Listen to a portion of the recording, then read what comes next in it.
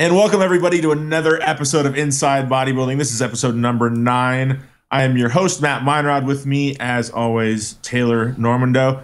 How are you, Taylor? We have a big show today. Fantastic, as always. Enjoying the last bit of summer. Somewhat. A little hot and sweaty. In Vancouver, I feel bad for you, brother. I know. It's already fall here in Kentucky. You got your snow boots on? Your little flip-flop hats? Your little winter hat with the fuzzy ears? I do not wear snow gear when I shovel snow. I'll have you know. Hey man, let's bring in our first guest. He is a brand new IFBB Pro. He won Canadian Nationals. I am talking about Paulo Almeida. How are you doing, Paulo? Good, guys. Thanks for having me. I'm a big fan of the show.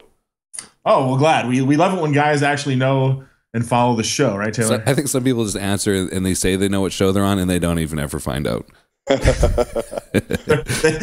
finish the show. They're like, now who are you guys again? And what was that website? Yeah, thanks, Chris, Steve, whoever. See you later. Yeah. So as you know the nature of the show. We're going to get to know you. For all the people that don't know your story, I'm going to grill you, all about your awesome first year that you had. And so let's just kick it off. The big thing that really makes you different than other people is, everybody starts bodybuilding, at least the good bodybuilders, they start at a really young age. You picked it up later on in life. Now, how did that go about? Tell us the story. Well, to make a long story short, basically, like, I was into high school, like a lot of kids were. I was pretty crazy about it, all the magazines and stuff like that too.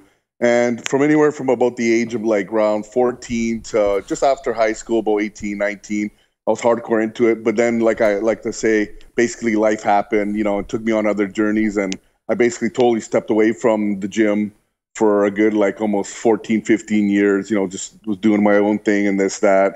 I always kind of stayed active. I played soccer a lot and stuff like that too. And, I do the odd push-ups at home and stuff like that too, but nothing crazy, not enough to build muscle, obviously, like weights do. Did you even have a gym membership for a lot of that time or no? No, I didn't. No, Nice. No, I didn't. So I was just doing my own thing. And then basically about 5 years ago, I went on a cruise with my family and stuff like that too. And you're on the ship for about a week, and some days you're out there at sea for the whole day. So I got, I was getting kind of bored, and I was like, you know what, I'm just going to go try out the gym. So basically went in the gym, did a quick workout, got that pump going, and basically the rest is history. And I've been hooked pretty much ever since. This was the first time you lifted, did you actually get enough of like the feeling that you knew from like the first workout that you were gonna keep going? No, I didn't have a feeling, but like once I got pumped up again and stuff, you get the adrenaline flowing, and and then it was just like, wow, I love this. I'm like, I miss this. I'm like, and then that was it. I was just like, I got to get back into this. And then how big were you then? What was your size when you were on that cruise ship? I was like low 200s, maybe around like 210 or something like that. Nothing crazy. I was always medium build and stuff like that too. I was never a smaller guy, but I was never a huge guy either. But yeah, probably around then I was probably low 200. So you get off the boat, and then you get home, and you immediately get the gym membership and say, I'm gonna do this full bore? Yeah, pretty much. I wasn't, not necessarily the bodybuilding thing, but the weight training thing. The bodybuilding thing pretty much didn't happen, for at least a year or so.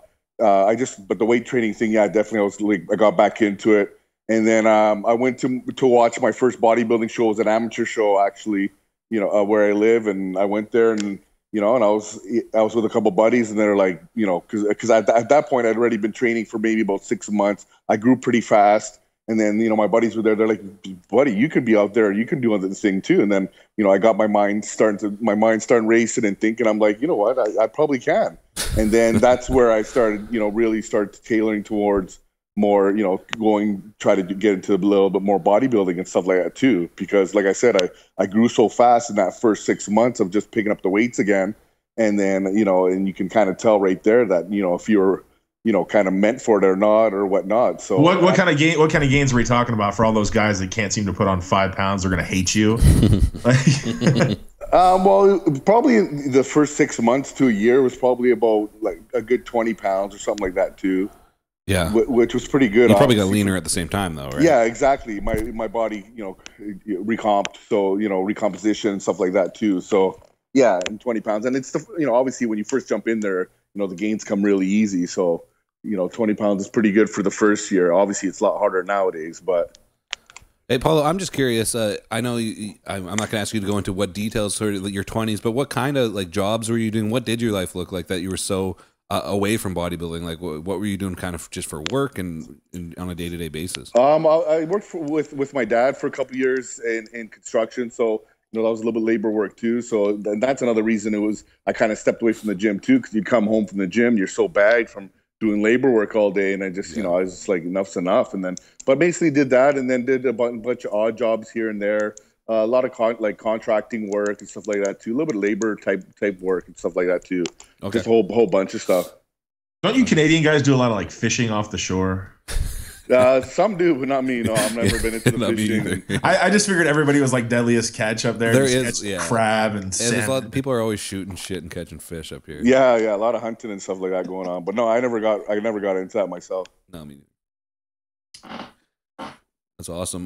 Paulo, when did you decide that you wanted to train for a show? Did you have a show in mind, or that 6-month mark, did you kind of just decide that's something you were going to do, or did you right away start looking at shows and training differently?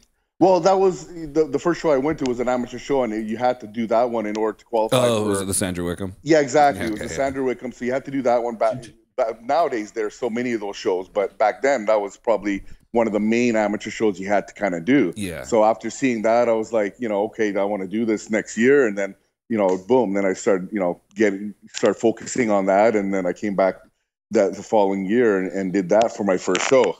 Nice. How old are you? Did we ever figure that out, Paulo? Sorry? How old are you? 39. 39. So I'm just trying to figure out the timeline here. You would have been on that cruise ship figuring out bodybuilding when you were 34. Is that 34, right? 34, yeah, correct. Wow. So and you were doing all these manual labor jobs. Do you make enough now to support yourself through bodybuilding only, or do you still do? No, well, I'm a personal trainer by day. I wish I could just do the bodybuilding thing, but nowadays, it's kind of hard to do that with this sport. It's not exactly financially forgiving, so you pretty much need another side job, and especially with the sponsorships nowadays, they're not as good as they used to be. No. So you pretty much talk to Rich about that. Yeah. So pretty much you have to look outside the box and do that, and that's kind of what I've been looking at, I guess, because I've also started the bodybuilding career at a later age. The way I look at it now is more how can I make a living doing what I love to do. It's not, just about winning a $5 trophy. As if I started this when I was younger, like a lot of the young kids, it's all about winning that show, winning that $5 trophy. There's a lot more to it. So my aspect is, how can I make a good living doing what I love to do? So, you know what I mean? Do you almost feel like the moons and the stars were in alignment? Because when you think about it, you getting bored on that cruise ship really not only changed what you do for a living, because you went from labor to training to, I mean, it was like a whole flip of the switch. Is that what happened basically? Yeah, pretty much. It was pretty crazy. And I look back at it, and a lot of people look back and say, wow, like you started at the age of 34. Can you imagine what would happen if you would have started at maybe 24, like most guys do, or even even in their teens, they continue from there on. Should have went on a cruise a long time ago. Yeah, I know. I'll tell you what. Yeah. Exactly. So it's pretty crazy, but you can't look back at it now. I'm just trying to make the most of the time that I have now and stuff. And that's the pretty crazy thing about my story as well, is like, most bodybuilders, especially, Caucasian bodybuilders, are retiring at my age of 39, not just not just starting it, but, age wise, I'm older, but body wise, I'm very fresh. Cause like I've only been training for 5 years. And as you guys know, 5 years of training is nothing for the body. So body wise, I'm still fresh. It still looks fresh. I'm still making improvements like all the time, like crazy. So, age-wise, yeah, I'm up there, but I definitely don't feel it, and my body definitely doesn't feel it or look it either. So I think that's the big important thing. Go ahead, Taylor. Man. Okay, I'm curious. Do you enjoy bodybuilding enough? Like, just at a theoretical, imagine you had more average genetics, like you didn't get rapidly improvement. You weren't after 6 months having people tell you should do shows. Do you think you still, in any circumstances, would have stuck with bodybuilding, or is the how good do you respond to, or how well you respond to it, really what motivates you? Well, I think how I responded, and it, basically it's like I have to do it. You know what I mean? Like genetically, I feel like I was born to do this, so it'd be stupid not to. You know what I mean? And that's kind of something I want to kind of preach to younger guys. And it's like, because you can kind of tell after a couple of years of training, whether a guy's got it or not. Usually, you know what I mean? and there's a lot of guys that keep trying to chase that dream, and put their body through what they're putting themselves through and all that, and they have to push even harder on the riskier shit, right? Exactly, and financially and all that too. Because it's definitely, this sport, especially financially, it's not forgiving. So they spend a lot of money on doing this, and I kind of feel like telling a lot of guys, like, look, buddy, I think maybe you might not try to give this, try something different. You know what I mean? So, but for me, it's like I had to do it. It was like a no-brainer. It would be a waste of genetics if I didn't do it. That's the thing, right? But that's basically what happened after my first show. I kind of basically told myself, and obviously when it's your first show, I was kind of like, I didn't want to go up there in little Speedos in front of everybody and stuff like that too. So I was kind of like, if I don't come at least first in this show, then I don't want to continue on. You know what I mean? So basically that tells me, you're not basically meant to do that. But I came second my first show. It was very close between me and the other guy. I actually at that time I only did a 4-week prep. And so I was like, what could, if I came second, just doing a 4-week prep, and I almost, beat that guy, what can happen if I actually put my mind to it? So then I went on from there on, and I just kept going at it. Who did you consult, in your prep and just learning diet in those early years? I was working, for the most part, I was working with somebody back in Toronto. I just met online, and he was helping me along the way through my preps and stuff like that too, and stuff like that too. And I've also worked with IFBB Pro, Meet Sapir along the way also, and a local guy, Jeremy, who's helped me with a couple of my preps as well. Because to get what you've done in that 5-year period, I mean, you really couldn't have screwed up too much, or did you? And just your genetics are so good that even when because we've all done this, that everybody that has worked out for years have gone down that wrong path of like, okay, it's working, but it's not as efficient as it should be had I done this instead. Sorry, go ahead. No, I was just going to say, are your genetics so good? Because I want to get everybody to really understand, because I know the answer to this, but your genetics are obviously pro level. You accomplish what you accomplish very fast. Does everything work on you, I guess is the question? I think so, yeah. And I've actually gotten back to this point again, and every time somebody asks me, oh, how long did that take? And I tell them, 5 years, and, their jaw drops. And basically, I always say the same joke. I say, oh, I got lucky. I picked the right parents. And I will preach this, and I always preach it. Genetics is number one. Some people might not say, but I'm a big believer of it, big believer in it, is genetics is number one. But, during all those years, only for the last maybe 2 years or so, has my training and my diet been up to par. For the first year or two, like, my diet was like not even close to what it is now. But the only thing that's always been there was my training intensity. And I've preached this before and stuff, like on social media, and that's why, like, when people say about, diets, 90% diet, this, that, and training, for me, I don't know. I'm kind of torn with that. I think, training and diet are pretty close, because, like I said, my diet wasn't good for the first couple of years. It was really off, but I still grew like a weed, and I still, had great gains because my training intensity was always there, though. Every time I walked in the gym, I always wanted to beat last week's, what I did last week, either by a little bit of weight or reps, because that was always progression. And I did that, and that's how I grew so fast. But my diet was never up to par. Like when you say that, how bad were you eating, like a teenager? Yeah, like I was eating definitely not as clean as I am now. I was eating, maybe 3 meals a day versus, how I eat more frequent now. I would be having, like, say, shakes during the day, but just protein itself without, like, carbs or fats. Well, you need carbs or fats, because what happens is the body uses the carbs or fats for energy, and then the protein can get used to build muscle. If you're just having protein shakes on their own, well, all you're going to do is use that protein for energy. So, stuff like that, where it was definitely not even close to where it is now. But, like, the one thing that's always been there from day one is the training intensity. The quality of training's definitely gotten better now. I'm definitely more mind-muscle connection, going more for feel. Before it was obviously a little bit more just get the weight up, from A to B. Now it's how I get it up from A to B. But before it was just always, like I said, the training has always been there. I feel, though, diet is definitely way more important to get, into condition and stuff like that too, and to look better, definitely. But growing wise, like, the training for me was always consistent and stuff like that. So, yeah, for sure. Well, let's just do the big white elephant in the room. How soon in those 5 years did you get introduced to anabolics or even growth or insulin?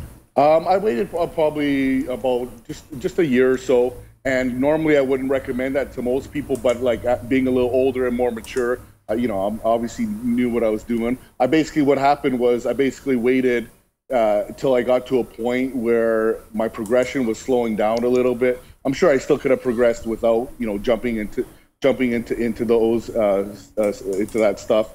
But I basically wanted to wait till I got to a point where the weights weren't climbing so much, and my body weight wasn't climbing so much, and by pushing myself so hard, so fast, a year doesn't seem like a long time, but I was ready, starting to kind of hit a bit of a plateau at that point. But I would never, recommend that to most people. Most people, I would suggest take their time and stuff like that too.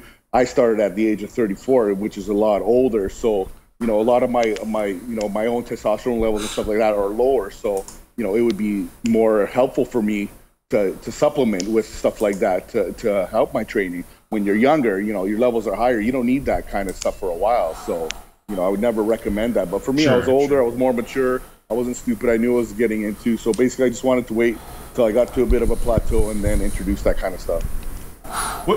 What's your general opinion on off-season?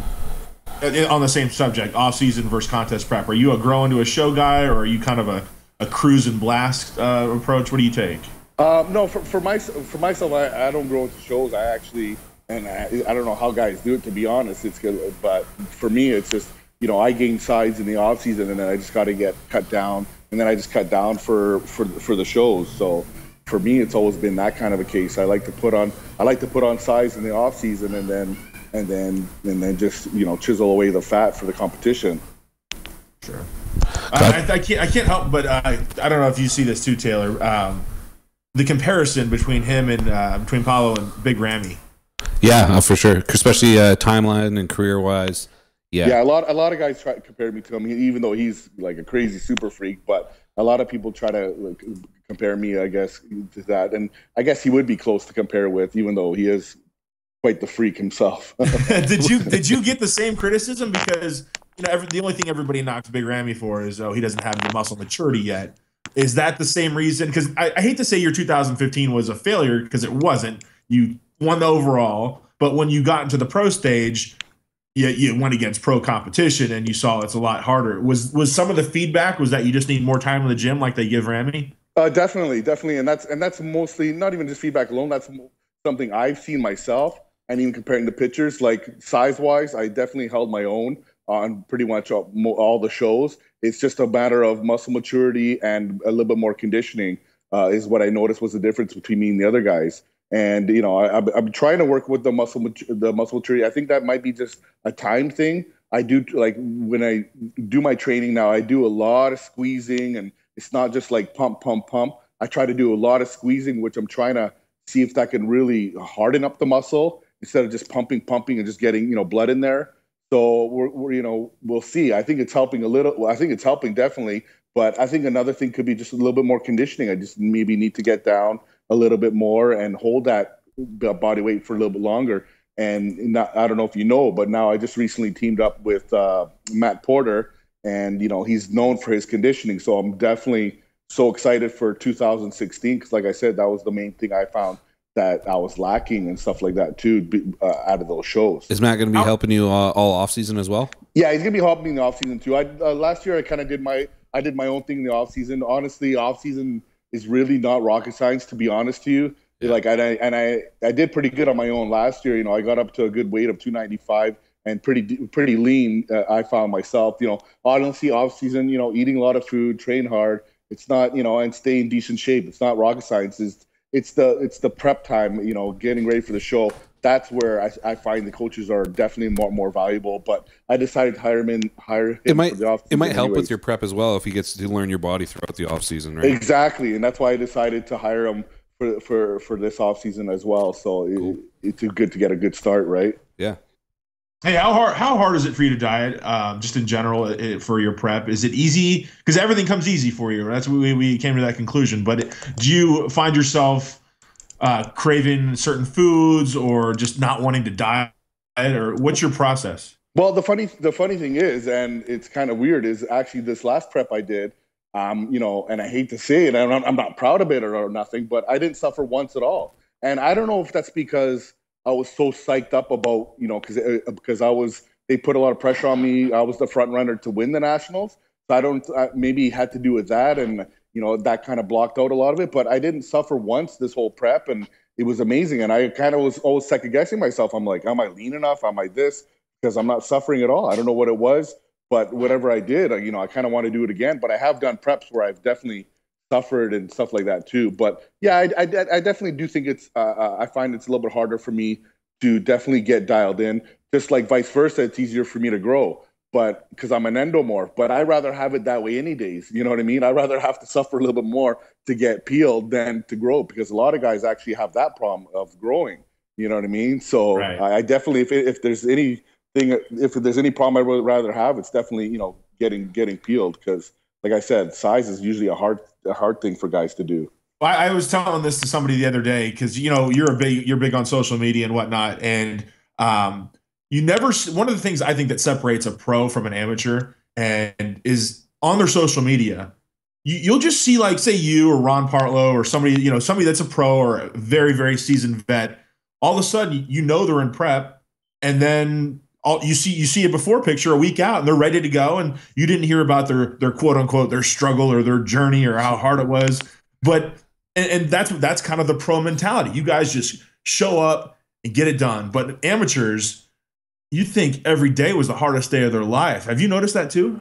I have noticed that, and it's kind of funny. And I just honestly, I feel like telling these people, you know, you chose to do this, so don't complain about it. You know, just nail down and do it and stuff like that too. Like, the plain simple. Yeah, you might come home and tell your wife, okay, I'm tired, or this, that, or today was a hard day at the gym. But like, yeah, don't be posting it all this. Like, we know, you know, most people know prep is hard. Like, and what do you want? Sympathy from us? You know what I mean? Like, you chose to do it. Don't complain about it now. Plain simple. Just put just do it. Just do the work. If you don't want to do it, if it's too hard, then don't do it. Yeah, all other competitors are going to know what you're going through and don't need to hear you whine about it. And then the people who don't know are going to have no idea and just be like, why are you doing this to yourself? Exactly. Yeah. Yeah. So it's so funny. I always find that. Now, since you started at 34, were you a nerd, a bodybuilding nerd right off the get, like most guys are in their teens and 20s? Like, what I mean is, did you research everything on Google and go to YouTube and like look at Phil Heath highlight tapes, like all these young guys? When I got back into it, yeah, definitely I did, and I actually did a lot of it. A lot of my research was actually to do with actually like PEDs and stuff like that too, and anabolics, because I knew I was going to take that next step eventually. So I wanted to do as much research as I could, because obviously, you know, it's the first time doing it. You know, you're obviously hesitant. You're a little worried. You've heard stories. You're like, oh, you know, it's dangerous, this, that. So I actually did probably, you know, after I got back into training, I probably did about a year worth of good, you know, researching almost every day, like nonstop, before I even, you know, jumped into it, you know. So it's pretty crazy. And yeah, I was all into the videos and all that too, but I'm not, I wasn't so crazy over the years of like following everybody and all that. A little bit more now because the whole Instagram and social media, because I just got into social media after I did the last Canadian Nationals last year, September. Before that, I was totally out of the loop. I didn't really follow anybody, this, that, but it's a little bit easier to follow people now on that. But I was totally anti-social media before, because I just didn't find, you know, why people are posting this and that. Like, you know, I don't really care what you ate for dinner. And, you know, I just found it so stupid people post what they're posting on there. But after last year's Nationals, you know, I came third. You know, I got a lot of good feedback. Some people say I could have won. And then that's when I decided, you know, me and my girlfriend decided, okay, it's time to jump on social media. You know, I started to realize that social media is where it's at. You know, you have to go on there. Unfortunately, that's how it is nowadays. So that's when I just got into social media. It was last year after Nationals, and now I've been on there ever since, and using it as a tool, obviously, just, you know, for my career. You know, we got a podcast named PED Radio. Yeah. I just want to throw that. He's always cool. Welcome on any of our shows. Exactly. You got the open invitation. Exactly. Hey, Paul, I remember, I believe it was provincials, and I think if it was 2013, you won the BCs, right? Was it, or did you come second that year? No, 2014. I came second that year. Okay, so I remember when you came out, and I think it was your second time doing it, or I'm not 100% sure, but you came out, and pretty much everyone was like, you look like a guest poser walking out in the lineup of heavyweights. And it was actually kind of comical. And everyone was just like, what the, like, even people were like laughing. Like, is this even, like, this guy looks like he just took like a pro and threw him on the stage. But you ended up coming second. It just strictly due to conditioning. I thought, honestly, the size difference was so dramatic that you should have just got it anyways. But is that the moment when you realized, holy shit, like this conditioning thing is really top priority and I need to switch it around? Well, definitely, because I came out there and I'm like, I blew everyone away. Obviously, size, not just size wise though, but also symmetry, proportions, and all that too. That's the thing. It's you can be the biggest guy, but if you don't, everything's got to be balanced. So it's not just the size. Everything was proportion, symmetry. But yeah, obviously, then losing like that, I was like, okay, well, it's time I came in condition. And the funny story is I actually ended up hiring the guy who beat me for my coach for the next year. Which makes a lot of sense. I thought when I heard that, I'm like, well, that's a smart person. I mean, if you can't beat him, hire him, right? I ended up hiring because he was very well known for bringing in his athletes into great condition, and he brought me into the best condition I ever was for the BCs, and then nationals also that year where I placed third. And I actually worked with him this year as well for these nationals, but then I kind of did my own thing for the last couple shows, the shows I did, the pro shows. Okay. Yeah. Hey, let's talk about this year's nationals, because I do the other radio show I'm on, All Bull Radio, with Ron Partlow. He was telling me the story of, obviously you guys squared off, but he honestly said to me, I don't know if you heard the story, but he said he thought things were okay, like kind of close. And then when you hit your front crab shot, he said it was game over. And did you feel like you had it the whole way, or what was your mindset going into that one?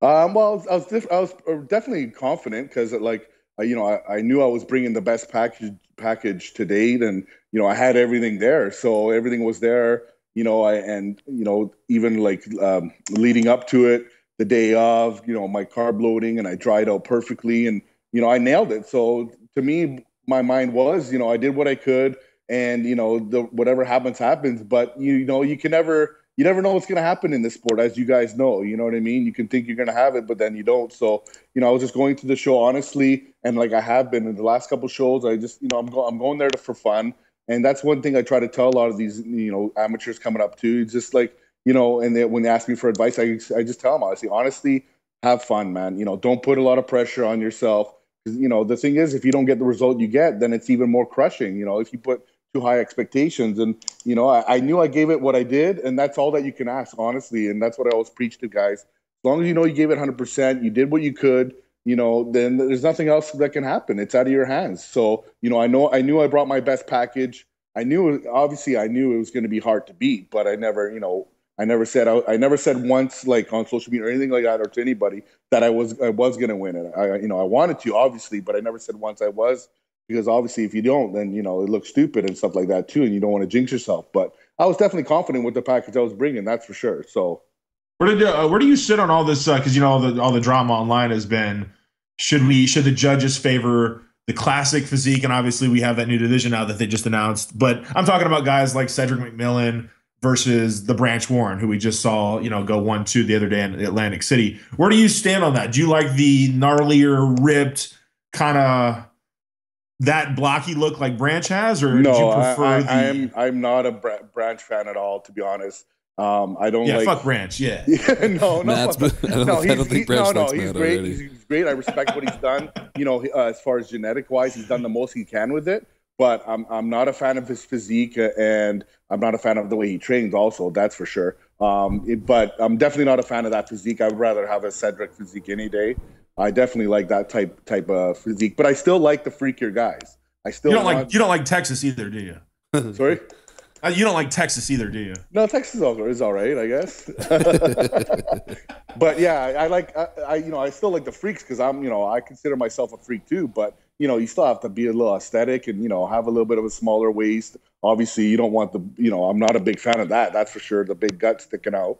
But I still think you can be a freak and still be have nice lines and still be aesthetic and have what I mean, and stuff like that. So what about that? Since you brought it up, what do you attribute the guts to? Everybody's got an opinion. Some say it's food, some say it's drugs. Where do you stand? I don't know. To be honest, I think it's food myself.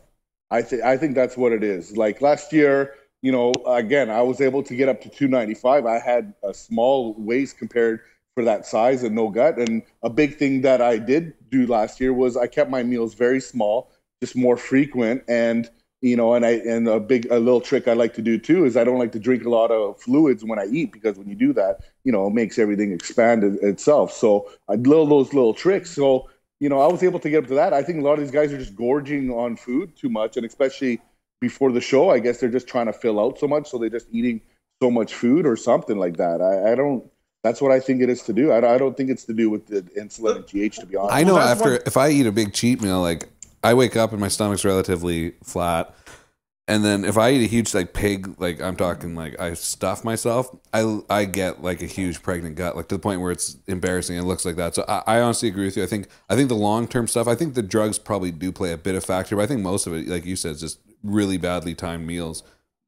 Yeah, I think it's just gorging and stuff like that too. And yeah, maybe the drugs, maybe a little bit, but I don't know. For me, I think it's more to do with food. Like, yeah, for sure. I really don't think you need to gorge out like that much. Like, it was crazy. Yeah, I mean, like, if you say, for instance, if people are doing crazy carb ups, like the 15% fullness you're going to gain, is it worth the extra 4 inches sticking out of your stomach? Exactly. like that picture of Rolly and the Arnold, like, that was just crazy. Like, yeah, that's my favorite. Yeah. Don't you think though, guys, like and I want to get Taylor your opinion too, because I've researched maybe as much as anybody all of Dante Trudell's stuff, the DC stuff, and he would literally preach, you need to treat eating like you do a job or your workouts, 7 meals a day, 6 meals a day, and you need to feel sick and nauseous and bloated. And that's the only way to grow. I mean, that was in a nutshell, I'm paraphrasing obviously, but that was kind of his mentality. Do you think it's that kind of thinking though? I mean, sure, you're going to grow like hell if you eat like that, but at the expense of you're going to blow your waist out. But for me, myself, I'm a big Dante I'm a big Dante fan and a lot of things he says, but I don't believe in that. I don't think you need to. I don't think you need to do that. I think a big thing is more of the timing of your food and stuff like that too. Like for me myself, for example, like I said again, like I got up to a lean 295 last year. A third of my carbs I would just take in within my intra shake alone. So when you're doing that, that's 150 carbs right there itself. And, you're just drinking it. Well, your stomach's not going to get huge. You're not going to feel nauseous. And what's happening is because you need to be in a calorie surplus, obviously, to grow. Well, I'm taking in 150 grams of carbs during my workout. I'm utilizing those. I'm getting in my calories, but I'm not getting the huge gut to come with it or the nauseous feeling. So I think properly timing your food, like I said, like that during your intra shake, maybe post-workout, you can have some more fast-acting carbs, a powder, something. That's not going to make your stomach huge, but you're still getting in those calories. And you can also go a little bit more calorie dense with your foods, like more healthy fats, stuff like that too. I don't believe that you need to gorge yourself and feel nauseous. I've never felt like that once last year. I don't know. Maybe everybody's different, but I don't believe in that. I think you don't have any myostatin now. So yeah, maybe yeah. I need to get myostatin negative. That's your. I need to get tested. Yeah. I think some people. Well, what happens a lot of it though is the carb, like what they do the 3 days or so leading up to the show. So for instance, like Dennis Wolf, like you see him in the off season. Wolf has a pretty small waist, like his gut's never sticking out, and then he's known for being flat at shows. So I think he overcompensates, and you'll see him sometimes on stage with a big gut. But he's not walking around in the off season. Even when he's eating more food in the off season, he doesn't really have a gut. But it comes time to carb up, and he goes fucking crazy because he's afraid of being flat. So I think they just pile it on like too much too soon right before the show. Yeah, but I think what Matt's trying to say is throughout the year he needs to grow. Yeah, he's saying about that gorging, right? Yeah. I am. Well, and I think that's just the mentality of in order to gain size. And I'm mostly speaking to maybe an amateur bodybuilder, not a pro, because at the pro level you're already huge. But yeah. Hey, you talked about DC, or you talked about Dante. Did you do any of the DC training? I didn't myself, no. But I do see him post a lot of things on Facebook, which are pretty cool, especially in respect to health and stuff like that too. So I follow a lot of that, and it's great that he does that, and we need more of that, especially in the sport. A little bit more, towards the health aspects, and I'm really into that as well. So I'm always following like stuff he's posting and looking out for stuff like that as well. What are some things you do to? Because I know our board, the Project Bodybuilding Forum, I feel like lately everybody's been just talking about longevity, because Skip just had his whole crisis with his blood work. I don't know if you followed that story. Yeah, I heard about all that. Yeah, Skip thinks he's dying. I don't know, but I think he's going to die of skin cancer or that motorcycle before he dies of. What are some tricks? Because I'm sure some guys want to learn from you too. Well, the main thing obviously is, especially when you're using PEDs, is you're already putting your body under stress and stuff like that too. Is obviously eating clean helps a lot too. I think the most thing people think PEDs are not and all that are dangerous itself. I think it's more to do with diet and not supplementing properly. That helps a lot. Your lifestyle can really change things a lot. The way you eat, how clean you eat. Of course, if you're eating junk and this and that, like that already alone is not good for you itself. Especially if you're running PEDs. But supplementation helps a lot too. Like I'm really into that kind of stuff because that helps huge too. And that's something I've been learning a lot, being on the forum stuff too. Take a lot of fish oil, vitamin K, curcumin, all this kind of stuff that really helps the body. And if you can do that stuff, a lot of people aren't into that kind of stuff and getting regular blood work and stuff like that too, and just keeping an eye on things. But I think that's more important than, it can make, the sport a lot less dangerous than it is your lifestyle habits, stuff like that, Does it scare you? Because it would scare. I'm not a pro bodybuilder, but I'm 6'3", 300 pounds. I'm a big guy. Does it scare you? Does it scare you being almost a 40-year-old man doing what you're doing? Not really, because like I said, I started only 5 years ago. I'm smart about it. I get my regular blood work done every couple months. I take in my I eat very good. I take in my supplementation. Like I like to make a point to make a point to people, like when they ask me that kind of exact same question like you did. I say, well, what do you think's more non-healthier? Someone who's supplementing a little bit of a hormone that their body already produces, you're just putting that basically in your body, or something like that, who eats clean, does cardio, takes supplementation, does all that kind of stuff. Or say a guy my age who smokes, drinks pop, eats fast food, doesn't do no exercise. So really, who do you think's who's less healthier, really? You know what I mean? So I agree, yeah. That's the way I look at it. And I bet you if you got blood work compared from both those people, I bet you the guy who doesn't train and does all that is probably going to have a worse, blood test. You know what I mean? And he's going to be more unhealthy. Yeah. I completely agree. Especially these guys that do PEDs and then they eat junk food. It's like, no. Exactly. That's you're priming yourself for a bad thing to happen. You're going to die. Or drink, or especially what's not good is taking, other recreational drugs and stuff like that too. Well, yeah, that's obviously not a good mix, and shit, stuff's going to happen if you're going to mix those two, but you can, be smart about it. You have to be smart about it. Most of these, a lot of these deaths that you've been hearing about lately and this, that, and I can't say for certain all of them, but, a lot of people, from what I hear, a lot of people taking recreational drugs like painkillers or this or that. Well, it's not a good combination when your body's already under stress. Hey, did you follow the 90s? Because I love this topic because it's another hot one. No, 90s bodybuilding, that was talking about painkillers. I feel like I was a teenager in the 90s and I knew what Nubane was. I didn't use it, obviously, but I knew what it was. Why do you think bodybuilders in the 90s thought they could only train on Nubane? I've heard of this before. I haven't really heard too much about it. I'm not sure. I guess just maybe the pain was just too much for them, and maybe they just trained pretty hard. Like, did they train harder than you guys? Like, why don't we hear more about it from like your generation? That's a good question, to be honest. I don't know. I've never really had to delve into the painkillers myself, and I think I trained pretty hard. Obviously there's always guys that train harder, but I definitely haven't got to where I have by not training hard. That's for sure. But I'm not sure. Maybe it was just a big thing, and maybe they didn't have stuff like curcumin back then to help them, their joints and inflammation, and maybe they weren't big into the fish oil, and maybe they didn't have some certain things that they have nowadays to help alleviate the pain. I'm not sure. I think I was just thinking because it felt good, but well, yeah. I think a lot of it back in the 90s, people were still kind of trusted pharmaceutical companies a little bit. Okay. I mean, like people were still doing cocaine. 10 years prior to that, people were doing cocaine and like it wasn't a problem. Then they kind of realized that was bad. In the 90s, I think recreational, like painkillers and shit like that, I think people they don't have the cynicism we have now that we understand that the performance. Yeah, that could be true too. They didn't know how bad it was until things started happening. Now everyone's on oxys. Everyone knows that like the government puts out shitty drugs that fuck people up. I think back then they might have still been kind of trusting. Oh, don't worry. Like doctors give this to some people. Everyone, please welcome new sponsor to Projectbodybuilding.com, AMP, AMP, Amplify Muscle Pumps. What is AMP and why is it better than the competition? AMP Muscle Pumps is the world's most advanced SEO on the market.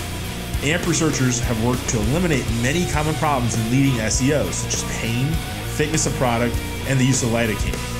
AMP provides a totally painless, amplified pump. Achieving such a perfect pump is done by formulating an ultra-thin solution unattainable by any other company.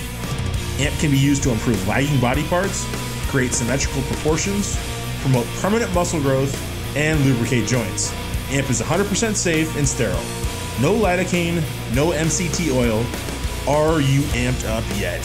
Visit them at www.amplifymusclepump.com.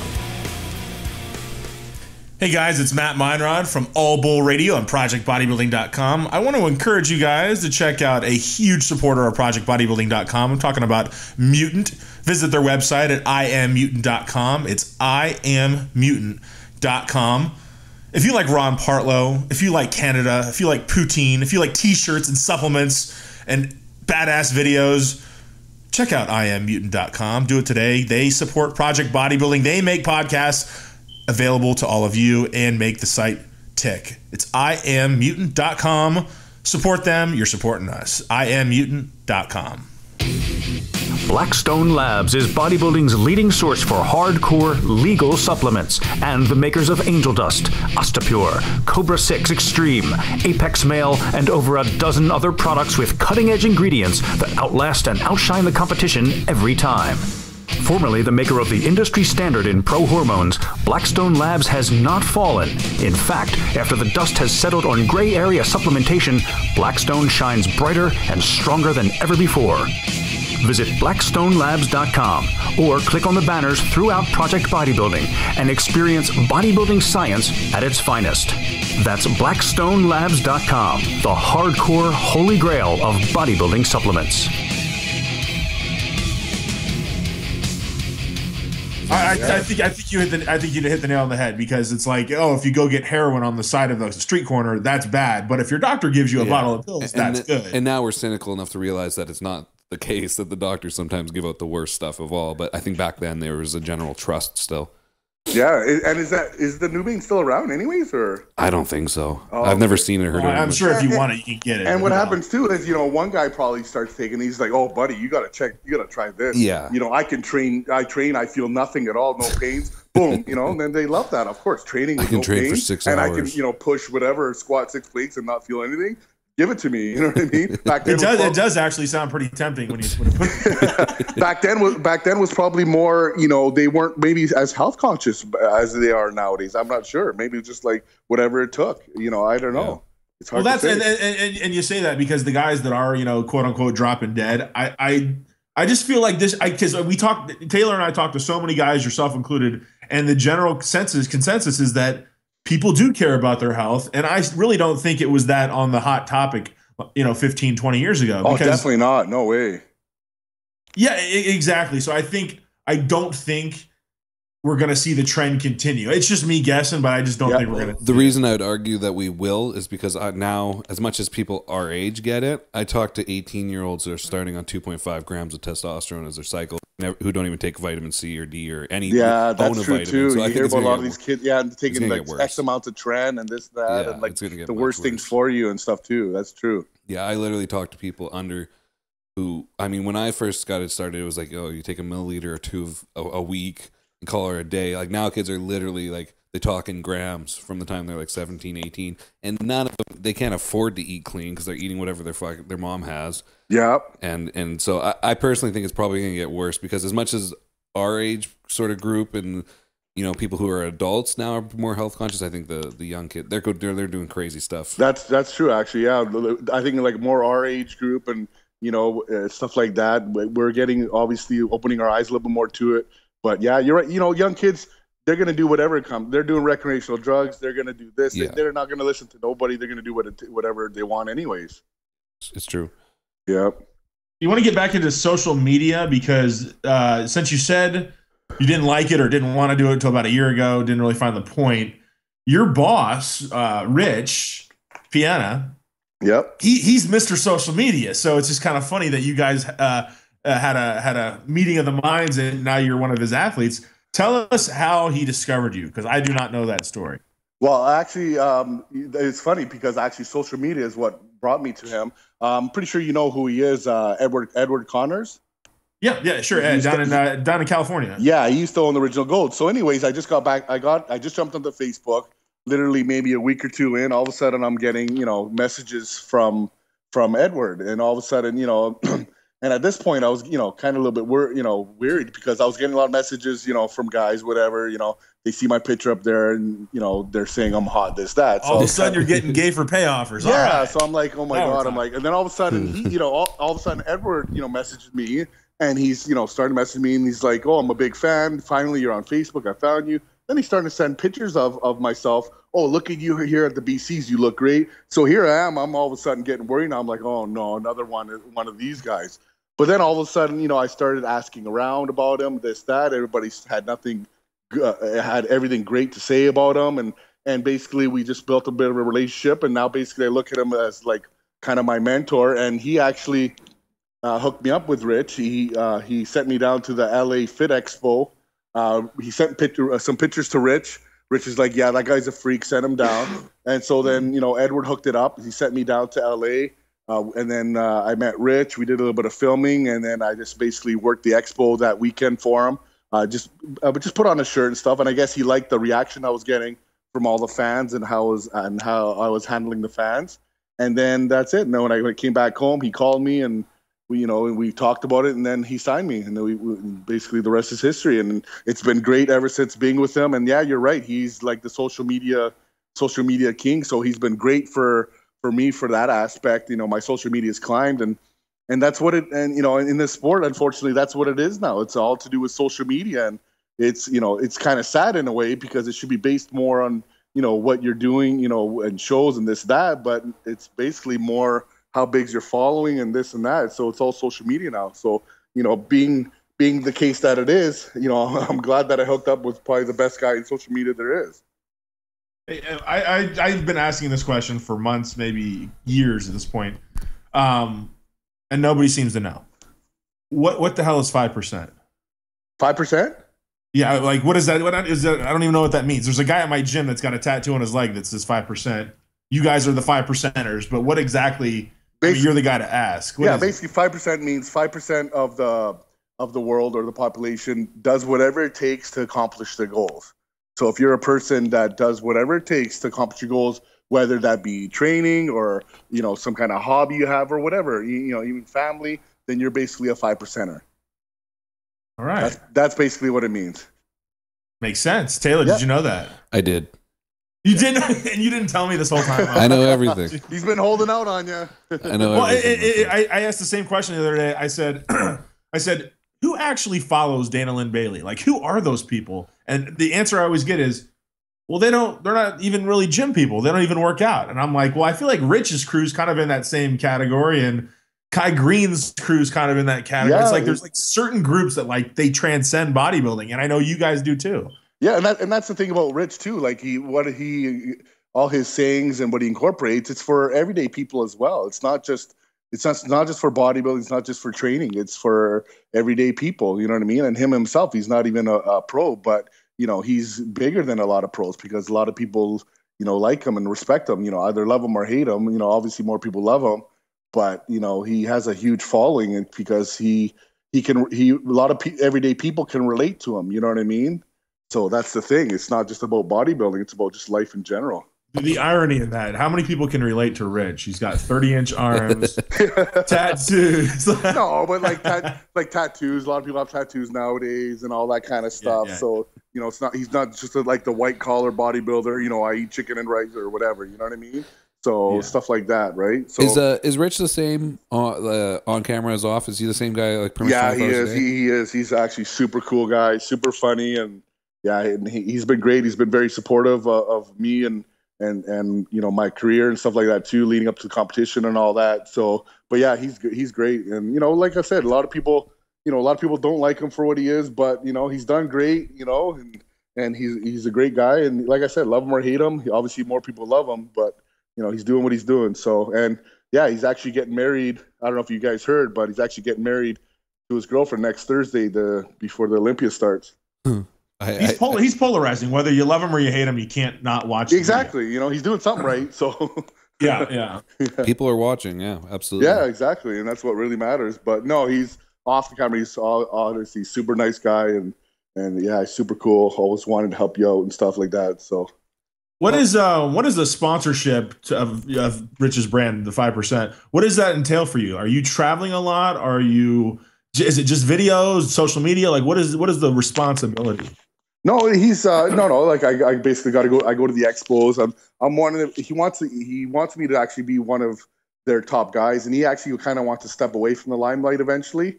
He doesn't want it to be so much like Rich Piana. Like right now, his supplement line is basically Rich Piana. Everybody wants Rich Piana. He wants it to be more 5% nutrition. Obviously in the beginning, everybody relates it to him. It's his line, but he kind of wants to step back a bit and have more athletes, like higher athletes like me, like how a lot of these companies have. They got their top bodybuilders that are representing the company. That's kind of what he wants. He wants to step back a little bit from it. But basically, yeah, just go to the expos, stuff like that too. And I'm doing the shows now, representing the 5% line and stuff like that too. And just how much travel does that mean for you? What's your what's a year-long schedule like? Well, I try to go to as many expos as I can, but during my prep, I missed a couple of stuff like that too. But now I'm going to Olympia. Any chance I get that he wants me there, I'll go. I was there at FIBO last year in Germany. Probably be there next year as well. And like I said, but I was doing all my shows as well too, so I was kind of tied up. So I missed a couple expos. Is 5% and I think I know this, but I want to hear it from you. Is 5% a clothing company first and a supplement company second, or a supplement company first and a clothing company second? That's a good question. To be honest, I don't think I really know it. I think it's a little bit of both, to be honest. Yeah, that's a good question. I don't know if I can answer that one. I would think supplement and then the shirts, but he does. I don't know. He sells pretty much the same of either. To be honest, yeah. That's a good question. Actually, you put me on the spot there. when we have Rich on the show, I'll have to pick his. But but one thing I do know is I'm new to all the expos and all that, and like what I've seen, it's crazy. Like he's got the biggest lineups at his booth, and it's crazy. And you'd be surprised most of the time. It's just to take a picture with him. Like he's that huge. Honestly, it's crazy. And I see all these people in the lineup because I see them all. I'm standing next to him, pretty much the whole time. And like, everybody's got his sayings tattooed on them. It's just like, you don't see that a lot with a lot of other guys or bodybuilders. It's pretty crazy. It really is. And he's got these huge lines. People wait an hour, if not longer. And most of the time, it's not even to buy anything. It's just to take a picture with the guy. It's pretty crazy. It's amazing. Like you see a lot of other lineups at these expos, but a lot of these times they're just people wanting to get free samples and stuff. Well, if Rich doesn't give away anything free, the only thing free maybe is a picture. But yeah, it's pretty crazy to see all this, honestly. And I could just imagine how the Olympia is going to be, because I did the Arnold this year earlier with him, and it was crazy. Like you can't even walk around where his booth is. So I can just imagine how the Olympia is going to be, because apparently he's got like 90 athletes coming down, and he's got like 10 booths or something like that. So it's going to be crazy. yeah, it's going to be pretty crazy. Jesus. Paulo, I'm just curious a little bit about your competitive season. What did you feel out of you did the Nationals and then you did 3 pro shows, correct? Yeah. What do you feel was your best look of the year? Nationals, for sure. I definitely nailed that one, and I'm glad I did. Obviously, that was the one I wanted to nail. Yeah. Vancouver, I was still able to maintain my shape. I felt like I could even place a couple spots higher. I had you higher in that show. For sure. I had had myself third, anyways. But you know how the sport is. You got to put your dues in and stuff like that too. And then even a couple of the other shows, I think I could have finished maybe a couple of places higher. But it's all good. It was a good learning experience. I did what I wanted to do, was basically get some experience, get my face out there. and stuff like that too, and just to enjoy it, and take it all in and stuff like that too. So now, I'm totally excited for this coming year. I don't have too much of an off season, which I don't find I need to, because a lot of people want off season to gain size. Well, that's not my main priority. My main priority is getting more quality over quantity. So that's my main goal, is just to get some more details and stuff like that too. And I'm looking on out banging starting the year off, probably maybe looking for the Orlando show in May. Nice. And start the season from there, and just try to keep banging off some shows from there. So you got about a 5 or 6 month sort of off season here? Yeah, maybe about 4 months. Matt wants us to start like probably early January to start getting ready for that show. Cool. How do you? I'm sure you guys will talk about it more in depth when you get to, towards next year. But are you one of these pros that are going to be very strategic with what pro shows you enter? Or, because you always see every year, like, well, Branch Warren decided to pick the Atlantic City Pro, and that was an easy victory. I wouldn't say it was easy with Cedric this year, but you know what I mean? There's always a show where somebody's really savvy and knows the lineup's going to be weak, and they do it just to get that Olympia qualification. Yeah. How much thought are you going to put into this? Like, I assume the Olympia is your goal. It is my goal, and that's why I still think I don't have a big enough name out there, and that's why I want to start hitting the shows right away in May. That's pretty much when they start anyways, and they start, every 2 weeks from there. So I'm hoping, try to nail it for that one and see what happens from there, and just keep banging away and try to maybe, obviously win a show is always my number one priority, but if not, try to get some points. And that was the hard thing about doing these shows I did this year too, was a couple of the shows. There were those guys that were just trying to come in just to, win that one show. So, guys are trying to nail that show. I'm just trying to hold my condition. It's a lot harder to do that than try to nail it. But guys like Branch, that's different. Those guys can afford to pick their shows because they most likely know that they're going to win that show. Just not only just because of their physique alone, but because, they want them there in the Olympia, Hey, you say, hold on, Taylor, I got to follow up on this one. You say people need to know your name better. And there's no doubt, you'd be a fool to not recognize that name recognition equates to higher placings. But is it fair? Obviously it's not fair, but is it right where if you had the best conditioning of your life and with your size and all that to go, should you not place higher, or do you feel like even you should have to pay your dues? No, I definitely think people who come in and deserve to place higher or win should place it like that. I don't think it should have to do with you're putting in your dues. I honestly don't. Unfortunately, that's the way it is. That's what I'm saying. That is the way it is. But I don't think that's the way it is. If some guy's coming in shredded as hell, and he suffered, and he put his heart and soul into it, but meanwhile another guy, who's been around a while, comes in, like looking like he's 6 weeks out, and he finishes ahead of him, like that's definitely not right. You know what I mean? And that happened in a lot of shows this year. Right. A lot of shows, and that's not the way it should be. But unfortunately, it is the way. You know how the sport is. Does that frustrate you? Does that really make you mad, or is it just? It definitely makes me mad. I can't. That's just so. But you got to deal with it. That's the sport. It angers you, but you can't leave it over your head. You know what I mean? Or else you're never going to get nowhere. You know what I mean? But once everybody knows who you are, it'll be you on the other end. Huh? Yeah, exactly. I said when everybody knows who you are, it'll be you. Yeah, you can show up fat and just win. Yeah. Well, I've seen that a lot. Honestly, I've seen that a lot in a lot of shows this year, and it's sad. It really is, because you should be rewarded for how hard you put in your work and this that. Like it's not all about conditioning. Obviously, it's the all around picture, symmetry, proportion, stage presence, all that. But when a guy is 6 weeks, looks like he's 6 weeks out, and the guy's coming in peeled, like, and it looks like he's got that death face. Like, come on, you know what I mean? Like, it's just not right. Who are we calling out? I want to hear a name. No, I can't do that. No. Paul, are you watching the shows close? Like, are you? Obviously you're a fan, but are you like are you on the boards or on the whatever website the weekend of every show kind of? No, not really. No, yeah. I'm not that crazy into it, to be honest with you.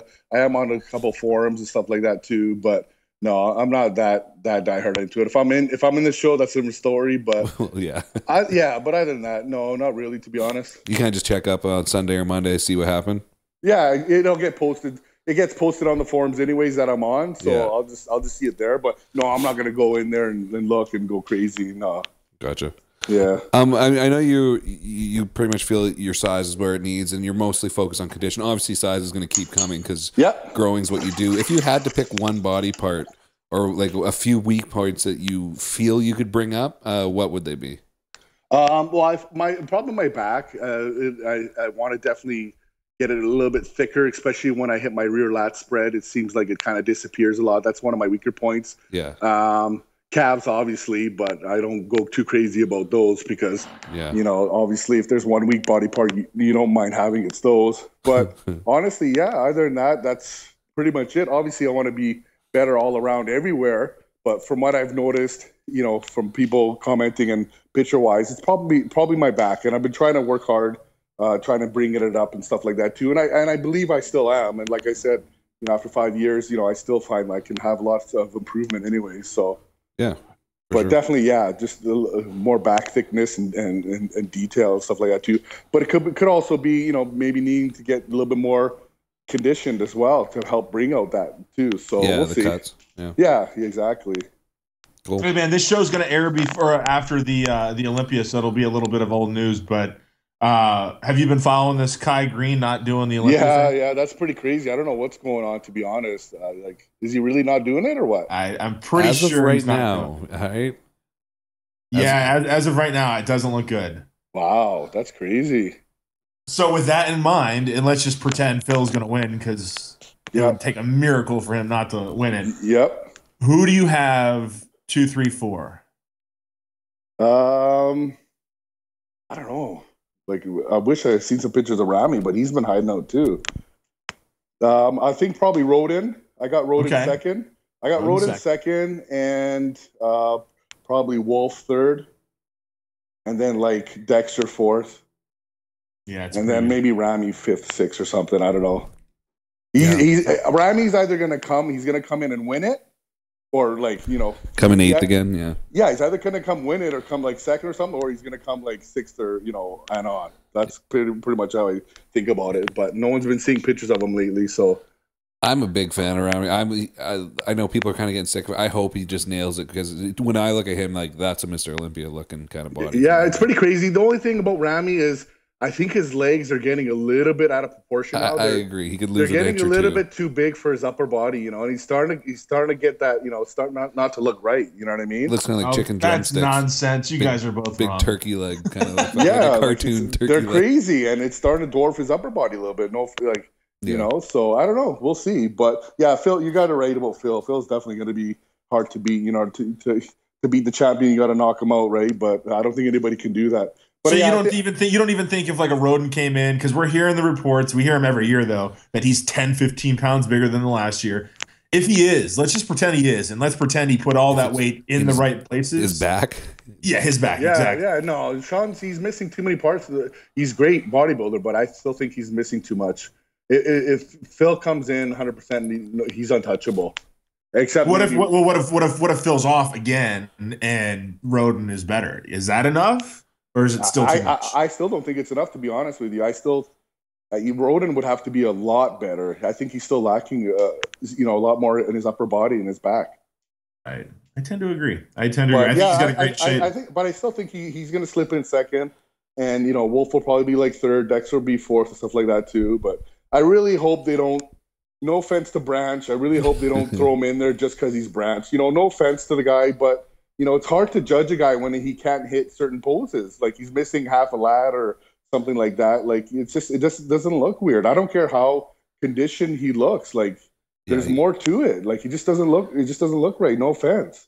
Yeah. I almost gave up bodybuilding last March when Branch came in second place at the Arnold Classic. I said, you know what? This is it. When he won the second Arnold, and then they gave him the best. Why? Because you wanted him to place higher or lower? I thought. Oh no! I even made a joke a week leading up to the Arnold. I said if Branch wins, I'm just done. And of course, I thought he was going to place fifth or sixth. And sure enough, he placed second. I had Justin Compton and Cedric beating Dexter even in that. Yeah. I remember when. I have no problem with them giving it to Dex because obviously it's to get his fifth and the record and obviously he looks great. Don't get me wrong. Yeah, anybody could have beat him, but Dexter is Dexter. But yeah, Brand should not have finished higher than what he should have. Yeah, that second Arnold over Wolf when they gave him the award and then gave him the best poser award too. That was when I almost just fucking smashed my laptop and just never went to the gym again.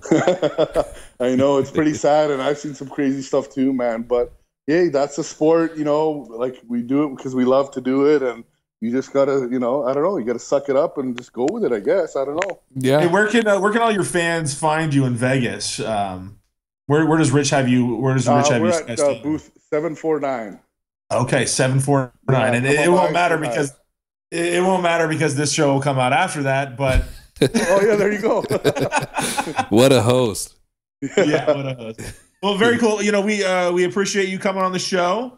Obviously, you want to give a quick shout out to your sponsors and Rich, even though we've talked a lot about him. Go ahead and do that anyway, and please let everybody know how they can reach you on social media so they can connect with you.